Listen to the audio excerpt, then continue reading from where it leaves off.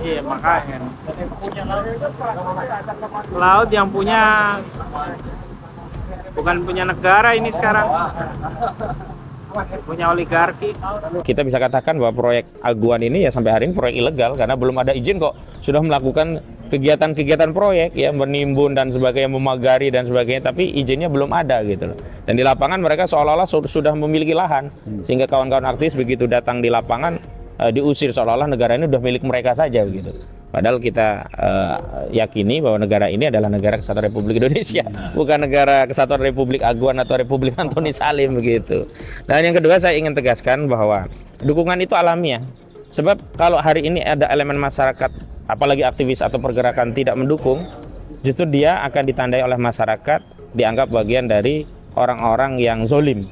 Bahkan boleh jadi disebut jongosnya Aguan begitu. Karena hari ini saya rasa tidak akan ada alasan untuk bisa memberikan dukungan kepada proyek ini kecuali ya dapat sesuatu. Assalamualaikum warahmatullahi wabarakatuh. Waalaikumsalam. Saudara sekalian, saya agak terasa berat nih karena di kapit dua begawan ya, satu begawan hukum, satu begawan ekonomi dan penelitian dalam segala hal, yaitu Bapak Dr. Marwan Batubara.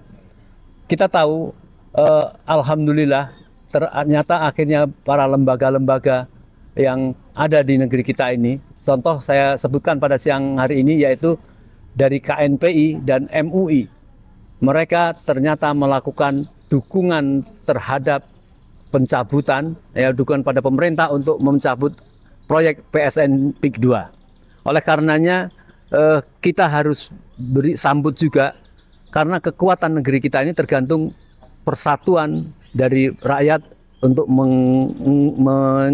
mengencah atau mengusir kejahatan-kejahatan yang terjadi di negeri kita. Kami mohon kepada Bapak Ahmad Hosinuddin untuk melakukan komentar terhadap KNPI terutama.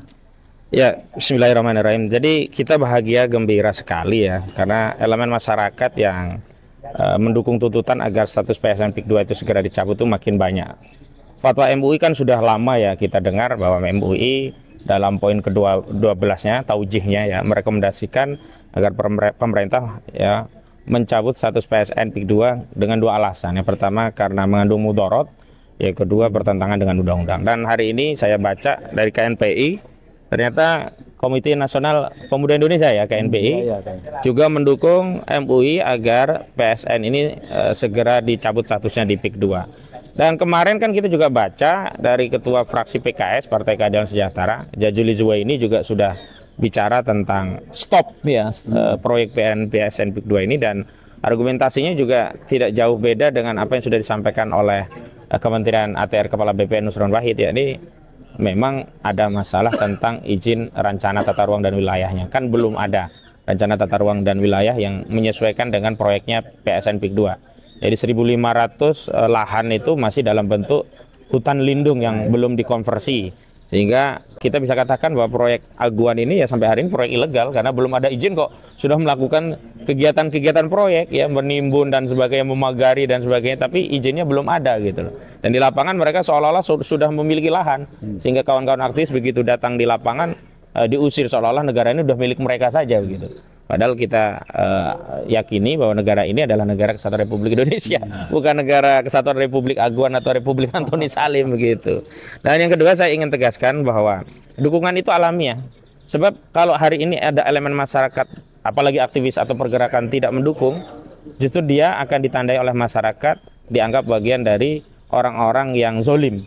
Bahkan boleh jadi disebut jongosnya Aguan begitu. Karena hari ini saya rasa tidak akan ada alasan untuk bisa memberikan dukungan kepada proyek ini kecuali ya dapat sesuatu.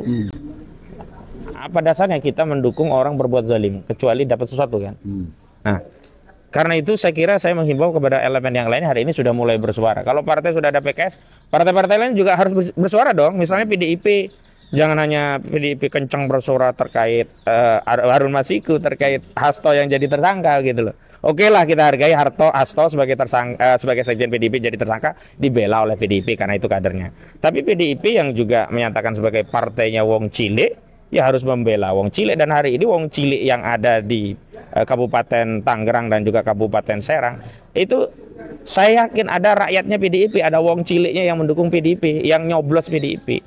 Jadi saya kira hari ini juga PDIP harus bersuara. Agar apa, ketika PDIP membela diri terhadap Hasto Kristianto, masyarakat juga akan memberikan legitimasi terhadap pembelaan itu, karena rakyat pun dibela. Tapi kalau PDIP dalam kasus PIK 2 bungkam, tapi kepada Hasto kenceng, orang akan menganggap PDIP hanya belain kadernya doang. Kepada rakyat nggak bela, nggak bersuara, atau jangan-jangan ada kader PDIP yang dapat duit dari aguan juga sehingga mereka tidak bersuara. Nah, karena itu untuk menghilangkan praduga itu, hari ini saya juga minta kepada partai-partai untuk bersuara, terutama PDIP, juga partai lain. Misalnya ya Partai Demokrat, kemarin kan AHY baru bicara sebatas sebagai menteri yang mengkoordinasi bidang infrastruktur, tapi belum bicara sebagai ketua umum Partai Demokrat. Kalau Partai Golkar, 2 kader Partai Golkar sudah bersuara, baik anggota DPRD Provinsi Banten dan juga anggota DPR RI sudah bicara dan menyatakan menolak proyek PIK 2. Kita tunggu juga partai yang lainnya, Partai Amanat Nasional, kemudian partai apa lagi ya, Partai Amanat Nasional, Partai Gerindra. Nah, terutama Partai Gerindra. Karena Partai Gerindra dulu ketika belum berkuasa kan selalu kritis ya, orang-orang seperti Fadli John itu kan benar-benar tampil memukau, mewakili aspirasi kita rakyat. Nah, hari ini kan Partai Gerindra sudah berkuasa. Saya kira kalau dari Partai Gerindra bukan lagi saatnya bersuara, tapi sudah saatnya mengambil kebijakan. Tentu dengan berkoordinasi dengan ketua umumnya, yakni Prabowo Subianto yang menjabat sebagai Presiden Republik Indonesia. Kita ingin agar masyarakat itu merasa terayomi, tentram, punya kepala negara gitu. Kalau hari ini kan sepertinya rakyat itu tidak punya presiden, punya kepala negara, yatim piatu, bingung mau ngadu kemana. Demikian Om Lim. Ya, baik. Terima kasih Pak Husnuddin.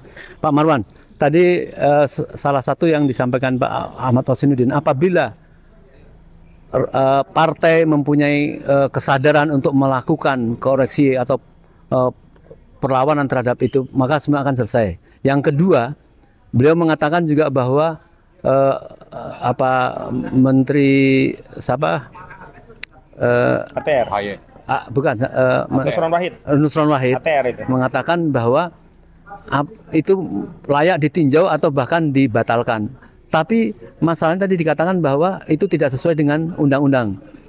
Tapi kalau mereka memperbaiki secara peraturan dan undang-undang gitu, apakah kira-kira penguasa atau rezim ini kemudian akan memperbaiki masalah undang-undang kemudian akan tetap dilanjutkan? Andai kita itu terjadi, bagaimana yang harus dilakukan oleh rakyat? Yang jelas-jelas intinya itu akan dihentikan karena mendolimi rakyat setempat.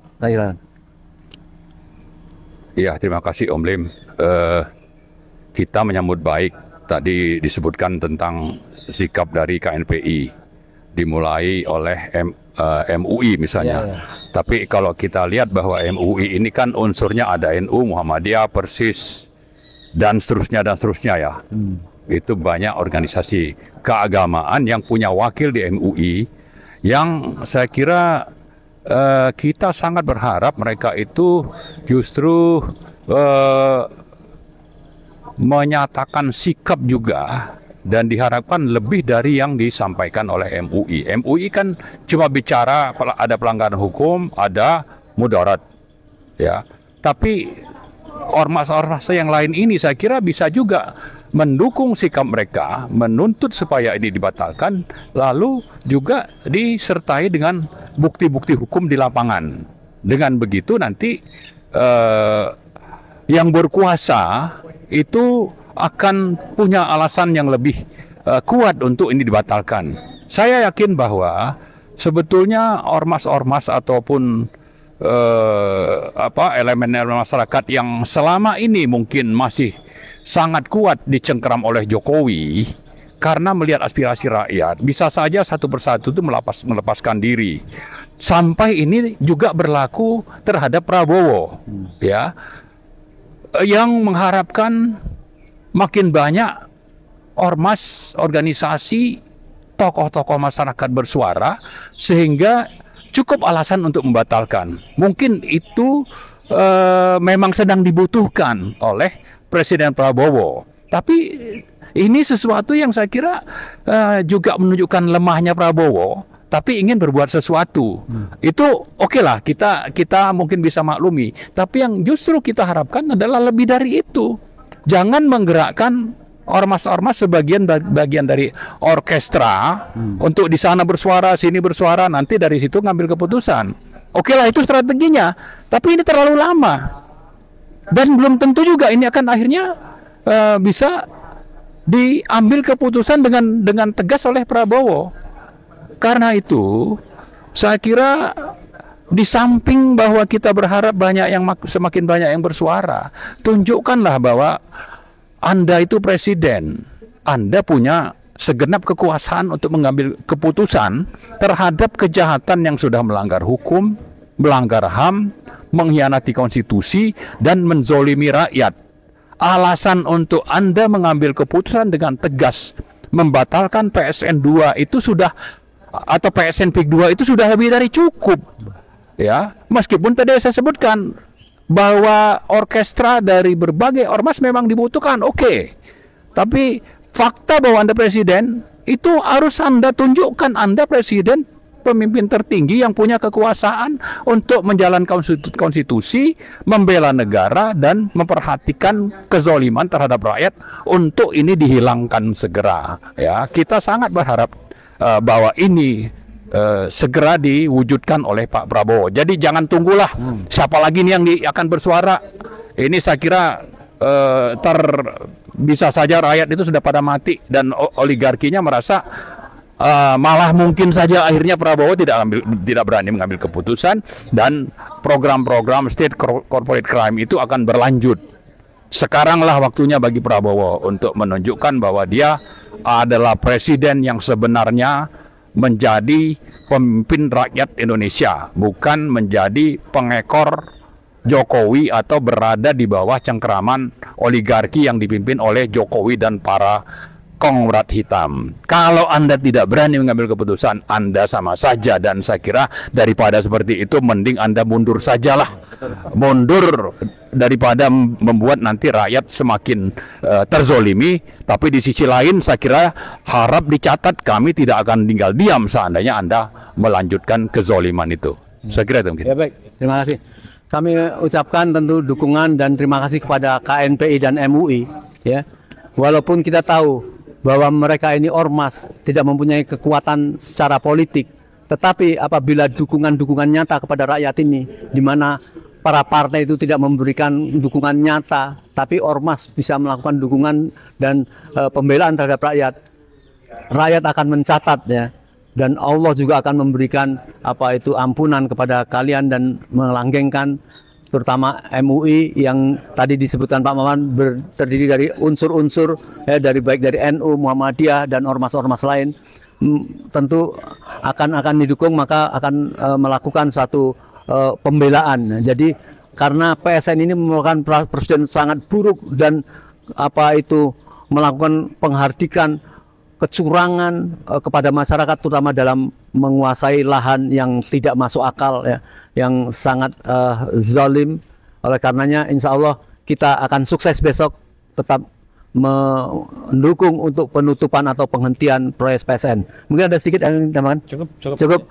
Sekian, assalamualaikum warahmatullahi wabarakatuh.